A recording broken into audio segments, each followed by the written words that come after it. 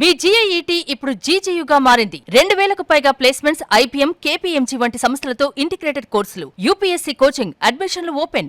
YouTuber నందన alias నందు ఆమె husband కలిసి చాలా మందిని మోసం చేశారు, చాలా మంది దగ్గర డబ్బులు కలెక్ట్ చేశారు అని చెప్పి వింటూ ఉన్నాం. అసలు అందులో నిజమెంత, ఎవరెవరి దగ్గర ఎంతెంత కలెక్ట్ చేశారో ఒకవేళ నిజమైతే ఇవన్నీ కూడా ఆ క్లయింట్స్ తోటి రెగ్యులర్ గా మాట్లాడుతూ వాళ్ళ కేసెస్ డీల్ చేస్తున్నటువంటి ఇంటర్నేషనల్ అడ్వకేట్ కావేటి శ్రీనివాస్ గారు లైవ్ కాల్ అందుబాటులో ఉన్నారు. ఆయన అడిగి మరింత సమాచారం తెలుసుకుందాం. నమస్తే అండి శ్రీనివాస్ గారు. నమస్తే అండి. నమస్తే. ఏం జరిగింది అసలు? ఈ నందు అలియాస్ నందన యూట్యూబర్, ఆమెతో పాటు ఇంకొక యూట్యూబర్ కూడా ఎవరో ఉందని వింటున్నాము. అసలు ఏం జరిగింది? ఎందుకు అంటే డబ్బులు అంతగా తీసుకొని జాబులు ఇస్తామని ఎట్లా మోసం చేయగలిగారు? అన్ని లక్షల రూపాయలు ఎట్లా చేయగలిగారు అసలు? ఇప్పుడు ఫస్ట్ ఆఫ్ ఆల్ అండి, ఇప్పుడు మనం అందరం ఇక్కడ ఈ బయట దేశాలకు వచ్చిన తర్వాత ఫస్ట్ వర్క్ పర్మిట్లు, దాని తర్వాత గ్రీన్ కార్డులు, పర్మనెంట్ రెసిడెన్సీ చేసుకుంటారు. చేసుకున్న తర్వాత వ్యాపారాలు ఓపెన్ చేస్తారు, కంపెనీ పెడతారు. కంపెనీ పెట్టిన తర్వాత వీళ్ళు ఇప్పుడు ఐటీ కంపెనీ పెట్టారు, దాని తర్వాత రెస్టారెంట్ పెట్టారు, కన్స్ట్రక్షన్ కంపెనీ పెట్టారు. 12 కంపెనీలు రిజిస్టర్ చేశారండి. చేసి అంటే మనం రిజిస్టర్ ఆఫ్ కంపెనీస్ ఇండియాలో అంటాం కదా, ఆర్ఓసి అని, అందులో చూసుకోవచ్చు వాళ్ళు ఎన్ని కంపెనీలు ఓపెన్ చేశారు. భార్యాభర్తలు కలిసి ఒక 12 కంపెనీలు ఓపెన్ చేశారండి. అందులో ఒక రెస్టారెంట్ కూడా ఉంది, ఫుడ్ డెలివరీ కంపెనీ కూడా ఉంది, కన్స్ట్రక్షన్ కంపెనీ కూడా ఉంది. ఇద్దరు భార్యాభర్తలు చేశారు. ఇప్పుడు మీరు బికాజ్ యూట్యూబర్ గనక, మీరు మిలియన్స్ ఆఫ్ సబ్స్క్రైబర్స్ ఉన్నారు గనక, వాళ్ళు ఏం చేశారంటే ఈ వాట్సాప్లలో, ఫేస్బుక్లలో మా దగ్గర ఉద్యోగాలు ఉన్నాయి, మేము సర్టిఫికేట్ ఆఫ్ స్పాన్సర్షిప్ ఇస్తాము అని యాడ్ చేశారు. వేస్తే జనాలు అక్కడ స్టూడెంట్స్, యూకేలో స్టూడెంట్స్ యాడ్స్ ఇచ్చారు. ఫేస్బుక్లలో, వాట్సాప్ గ్రూపులలో ఇచ్చారు.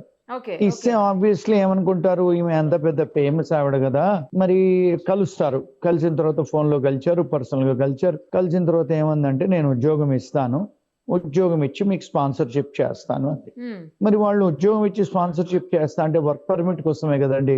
వీళ్ళంతా పాపం స్టూడెంట్లు, అక్కడ వర్క్ చేసుకునే వాళ్ళు. ఒక 5 ఏళ్ళు వాళ్ళు పేరోల్లో ఉంటే వాళ్ళే గ్రీన్ కార్డ్ ఫైల్ చేసుకోవచ్చు, ఇండెఫినిట్ లీవ్ అంటారు యూకేలో. అమెరికాలో అయితే కంపెనీ వాడు స్పాన్సర్ చేయాలి, ఏదో 15-20 ఏళ్ళు వెయిటింగ్ పీరియడ్.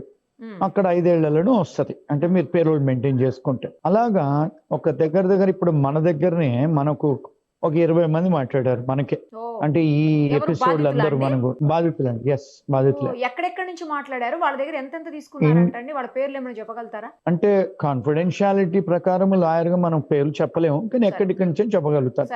ఇప్పుడు ఒక గుజరాతీ అతని దగ్గర 80 లక్షలు తీసుకున్నారు. లేదా గుజరాతీ వాళ్ళు ఉన్నారు, పాకిస్తానీ వాళ్ళు ఉన్నారు. పాకిస్తానీ దగ్గర 20 లక్షలు తీసుకుంది.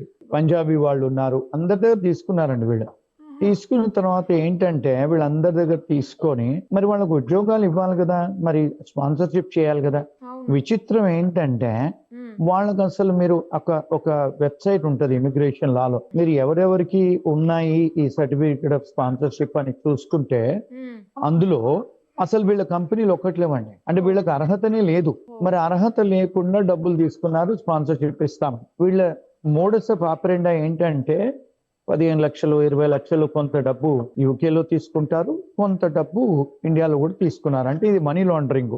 తీసుకున్న తర్వాత ఏం చేస్తారంటే మళ్ళీ వాళ్ళు ఫోన్ లో రారు, తర్వాత మీ ఫోన్ బ్లాక్ చేసేస్తారు. దిస్ ఈస్ ద ప్యాటర్న్ అన్నట్టు. ఇప్పుడు అంత పెద్ద వాళ్ళు అలా చేస్తారు అనుకోరు కదండి. ఇప్పుడు ఆమె సినిమాలో యాక్ట్ చేయటం, వాళ్ళు వస్తే మొన్న ఏదో హైదరాబాద్ లో ఏదో ఆ పిల్లోడికి ఏదో కట్టారంట, అది ధోతి కడితే పెద్ద ఫంక్షన్ అంట, కోట్లలో ఖర్చు పెట్టి. అంటే ఇప్పుడు జనాలు ఒక స్టేటస్కి వచ్చిన తర్వాత నమ్ముతారు కదండి.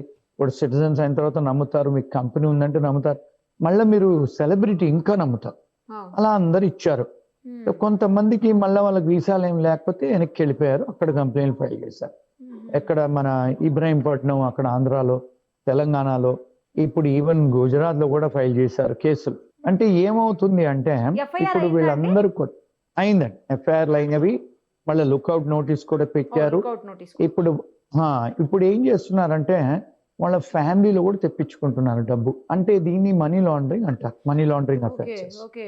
మరి అమెరికాలో డిఫరెంట్ బ్యాంక్ అకౌంట్స్ ఇచ్చారు, అక్కడ మీరు వేయించుకున్నారు, అక్కడ చేశారు, ఇక్కడ ఇండియాలో చేశారు. అది కాకుండా మళ్ళా వీళ్ళు గుంటూరులో కూడా ఆఫీస్ పెట్టారు, గుంటూరులో కూడా డబ్బు తీసుకున్నారు. జనాలు ఏమనుకుంటున్నారంటే వీళ్ళు లోకల్ గా పలుకుబడి ఉన్న వాళ్ళు, అందుకని ఎవరు టచ్ చేయట్లే. కానీ ఇప్పుడు ఇంతమంది ఇన్ని మీలాంటి ఛానల్ వాళ్ళు అందరూ బయటికి తీసుకొచ్చిన తర్వాత వాళ్ళందరినీ ఇప్పుడు ఎఫ్ఐఆర్లు కడుతున్నారు. సిబిసిఐడి ఆయన డీజీపీ గారు మాట్లాడుతున్నారు, సత్యనారాయణ గారు మనుషులను పంపించారు, లుక్అవుట్ నోటీసులు పెట్టారు, కాగ్నిజెన్స్ తీసుకుంటున్నారు. వాళ్ళ లాయర్ ఒక ఆమె టీవీలో వచ్చేమంటది, యూకే సిటిజన్స్ యూకే కంపెనీస్ వాళ్ళను ఇక్కడ తీసుకోవడానికి లేదు కాగ్నిజెన్స్ అని. అది తప్పుడు సంకేతం అండి. Corruption act, British corruption act అని ఒకటి ఉంది. మనీ లాండరింగ్ అఫెన్సెస్ ఉన్నాయి యూకేలో కూడా, అక్కడ కూడా, యూకేలోను ఇండియాలో కూడా. ఈ లాండరింగ్ ఆఫ్ మనీ చేసి మీరు ఎప్పుడైతే మీరు ట్యాక్సులు ఇవేట్ చేస్తారో మీ దగ్గర ఇంకోటి ఏంటంటే కాస్ట్ సర్టిఫికేట్ ఆఫ్ స్పాన్సర్షిప్ కూడా దొంగ కాగితాలు ఇచ్చారంట, ఫ్యాబ్రికేటెడ్ కాగితాలు. అంటే మీరు గవర్నమెంట్ కాగితాలు కూడా దొంగ తయారు చేసి ఇచ్చారు. అంటే ఎన్ని సీరియస్ అఫెన్సెస్ చెప్పండి. ట్యాక్స్ ఎవేజన్ ఉంది. దగ్గర 80 లక్షలు అని చెప్పారు కదా సార్ మీరు ఇందాక. అలా ఇంకెంతమంది మీకు మాట్లాడారు? మీతో ఇంకెవరెవరు మాట్లాడారు? ఎంతమంది దగ్గర ఇంకెంత తీసుకున్నారు? మన దగ్గర ఒక 12 మంది మాట్లాడారండి. అందులో గుజరాత్ ఆయన ఉన్నాడు, పాకిస్తాన్ ఉన్నాడు, మనకు తెలుగు వాళ్ళు ఉన్నారు 2 రాష్ట్రాలలో. మొత్తంగా ఎంత అది కాకుండా కోట్లలో అండి, కోట్లలో ఉంది, క్రోర్స్లలో ఉంది. ఇప్పుడు యూకేలో మీకు 15,000 to 20,000 మీకు లోకల్ కరెన్సీ అంటే మరి పౌండ్స్ డాలర్ కంటే పెద్దది కదండి. ఇప్పుడు 1,000 pounds is equal to 1,20,000, 1,30,000. అంటే మీరు 15,000 pounds to 20,000 pounds అంటే మీరే చూసుకోండి ఎంత డబ్బు ఒక్కొక్క మనిషి దగ్గర. అట్ల దగ్గర 20-30 మంది అయితే మనకు కనపడుతుంది, తెలుస్తుంది. అది కాకుండా ఇంకో కొత్త విషయం ఏంటంటే ఈ మధ్యకాలంలో 4 రోజుల నుంచి నాకు కాల్స్ వస్తున్నాయి యూకే నుంచి, ఇండియా నుంచి కూడా. ఇంకొక ఆమె లావణ్య అని ఉందంట, ఆమె కూడా ఇదే ప్యాటర్న్ అంట. ఆమె కూడా యూట్యూబ్ ఛానల్ ఓనరు. ఆమె కూడా 2-3 కోట్లు తీసుకుందంట. వాళ్ళు బాధితులు ఫోన్ చేశారు. ఇంకా ఆమె కాకుండా నిన్నెవరో పాపం ఆంధ్ర నుంచి ఒక ఆయన మెసేజ్ పెట్టారు నాకు, సార్ ఎవరో గోవిందరాజ్ అని ఉన్నారు, ఆయన భార్య ఉన్న ఆమె కూడా 2-3 కోట్లు వేసేసారు సార్, వాళ్ళు కూడా ఫోన్లో రారు, మీరు చెకప్ చేయాలి, మాలాంటి బాధితులను మీరు చెకప్ చేసి చేయాలని నిన్న అక్కడ హైదరాబాద్ విజయవాడ నుంచి ఫోన్ వచ్చిందండి. అంటే పుట్టగొడుగులాగా ఉన్నారు వీళ్ళు యూకేలో. అంటే ఈ చేసి మరి తప్పు కదండి. ఇప్పుడు ఎవరిని కూడా చేయకూడదు. మళ్ళీ మన వాళ్ళు నమ్ముకుని ఉంటే మన వాళ్ళని చేయడం ఏంటండి. ఇప్పుడు వీళ్ళకి అంటే ఎలాంటి శిక్షలు పడే అవకాశం ఉంటుంది శ్రీనివాస్ గారు? ఎందుకంటే మనీ లాండరింగ్ కాబట్టి, అందులోనూ వీళ్ళు ఇక్కడ లేరు కాబట్టి తిరిగి ఏమన్నా ఇండియాకి రప్పించే అవకాశం ఉంటుందా ఈ కేసులో? సేమ్ టైం ఎలాంటి శిక్ష పడే అవకాశం ఉంటుంది? అసలు బెయిల్ వస్తుందా? 10 years ఇంప్రిజన్మెంట్ అండి యూకేలో ఇండియాలో కూడా. 10 years ఇంప్రిజన్మెంట్. ఎన్ఫోర్స్మెంట్ డైరెక్టరేట్ వాళ్ళు కూడా దిగుతున్నారు. ఎందుకు అంటే ఇప్పుడు యూకేలో మేము ప్రాక్టీస్ చేస్తామండి. నేను మీకు యూకే లా చెప్తున్నాను. అక్కడ అంటే మీకు ఇమిగ్రేషన్ ఫ్రాడ్ ఉంది, కార్పొరేట్ ఫ్రాడ్ ఉంది, ట్యాక్స్ ఎవేజన్ ఉంది, మనీ లాండరింగ్ ఉంది. అక్కడ ఇంకోటి ఏంటంటే ఇప్పుడు ఇండియాలో కూడా మనీ లాండరింగ్ అఫెన్సెస్ చేశారు వాళ్ళు. అంటే మళ్ళీ ఇమిగ్రేషన్ ఫ్రాడ్ కాకుండా వాళ్ళు సర్టిఫికేట్ ఆఫ్ స్పాన్సర్షిప్ ఫేక్ తయారు చేసి ఇస్తున్నారు. అంటే గవర్నమెంట్ డాక్యుమెంట్ మీరు ఫేక్ తయారు చేసి ఇస్తున్నారంటే ఎంత సీరియస్ అండి ఇవన్నీ. బాధితులు భయపడేది ఏంటంటే ఎవరండి వాళ్ళు చాలా మంది యూకేలో ఉన్నారండి, కొంతమంది ఇండియాకి వచ్చారు. అదే కరెక్ట్ గా తెలియట్లేదు అంటున్నారు వీళ్ళ. అంటే వాళ్ళు ఎక్కడ ఉన్నారు నాకు తెలియదు అండి. అంటే వీళ్ళు మన బాధితులు, అక్యూజ్డ్ ఎక్కడ ఉన్నారో తెలియదు, కానీ వీళ్ళు మాత్రం మన విక్టిమ్స్ అంతా గుంటూరులో 2-3 ఉన్నారు, వచ్చారు మా ఆఫీస్ కి, విజయవాడ ఆఫీస్ కి. అక్కడ వచ్చారు. ఇప్పుడు యూకేలో కూడా వస్తున్నారు next week. I be there in London అండి. They are all coming to see. So ఇప్పుడు ఈ కేసెస్ లో వాళ్ళని తిరిగి మన ఇండియాకి రప్పించే అవకాశం ఉంటుందండి? లుక్అవుట్ నోటీసులు కూడా ఇచ్చారు కాబట్టి ఏమన్నా అవకాశం ఉంటుందా? వస్తారా, ఇక్కడ తీసుకొస్తారా? ఇక్కడ కూడా కేసులు రిజిస్టర్ అయినాయి కదా. చేయొచ్చు. అంటే ఇండియాకును యూకేకు ఎక్స్ట్రడిషన్ ట్రీటీ ఉంది. ఎక్స్ట్రడిషన్ ట్రీటీ అంటే పంపిస్తారు వాళ్ళు, యూకే వాళ్ళు పంపిస్తారు, కోఆపరేట్ చేస్తారు ఇండియన్ గవర్నమెంట్ తో. ఒకవేళ వాళ్ళు కనుక అక్కడ ఉంటే, వాళ్ళు అక్కడ కాకుండా వేరే కంట్రీలో ఉంటే, అంటే ఇప్పుడు యూకే సిటిజన్స్ కదండి, ఎక్కడైనా ట్రాక్ చేయొచ్చు. ఇప్పుడు కొన్ని సిటిజన్షిప్స్ చేయలేరు, కానీ యూకే, యుఎస్, కెనడా ఇవన్నీ ఏంటంటే వాళ్ళు ఒక 5 countries షేర్ చేసుకుంటారు ఇన్ఫర్మేషన్. ఇప్పుడు for example UK citizen New Zealand వెళ్ళారనుకోండి, న్యూజిలాండ్ గవర్నమెంట్ అడిగితే వాళ్ళు షేర్ చేస్తారు మీకు ఇన్ఫర్మేషన్. అట్లా 5-6 countries తో షేర్ చేసుకుంటారు వీళ్ళు, ఈ ఆంగ్లో సాక్సన్ కంట్రీస్ అన్ని. ఎక్కడికి పోవటానికి లేదండి వాళ్ళు, ఎక్కడ పోవటానికి. కొంతమంది అంటున్నారు సార్ నీరవ్ మోడీ పోతేనే ఏం చేయలేదు, కింగ్ ఫిషర్ చేసే. అది ఎవ్రీ కేస్ ఇస్ డిఫరెంట్ అండి. నిర్లిప్తత చాలా మందిలో ఉంది. అంటే వాళ్ళ ఫ్యామిలీ ఉన్నారు కదండి. ఇప్పుడు వాళ్ళ నాన్నగారు అకౌంట్ లో వేసారు, ఆయన్ని కూడా అక్యూజ్ చేశారు కదా, మరి ఆయన్ని పట్టుకొని పోతే వస్తారు కదా. వీళ్ళు ప్రాపర్టీస్ ఉన్నాయి, వేసారు. కొన్ని అకౌంట్లు అక్కడ వేసుకున్నారు, కొన్ని ఇక్కడ ఎంచుకున్నారు యూకేలో. వాళ్ళు చాలా మనీ లాండరింగ్ చేశారండి. Tax evasion, money laundering. అంటే కేవలం జాబ్స్ ఇప్పిస్తామని లేకపోతే కోర్సెస్ లో జాయిన్ చేస్తామని, ఆ రెండేనా సార్ రీజన్స్? ఇంకేమన్నా చెప్పి తీసుకున్నారా? జాబులు ఇస్తాము ఒకటి, రెండోది స్పాన్సర్షిప్ చేస్తాం. వర్క్ పర్మిట్ ఇప్పుడు ఎట్లయితే అమెరికాలో H1 ఉంటది కదండి, అవును. సిమిలర్ గా Tier 2 వీసాలు అంటారు యూకేలో. స్పాన్సర్షిప్ అంటే వీళ్ళు ఎందుకు చేస్తారు? వీళ్ళకేం అవసరం స్పాన్సర్షిప్ చేయడానికి? కంపెనీ ఓనర్ అని చెప్పి, కంపెనీ ఓనర్స్ అని ఇప్పుడు ఇక్కడ యుఎస్ లో కంపెనీ ఓనర్స్ H1 స్పాన్సర్స్ తీసుకొస్తారు కదండి, అట్లా. అలాగే ఇప్పుడు వాళ్ళు కంపెనీ పెట్టి Tier 2 వీసాలో మేము ఇస్తామని.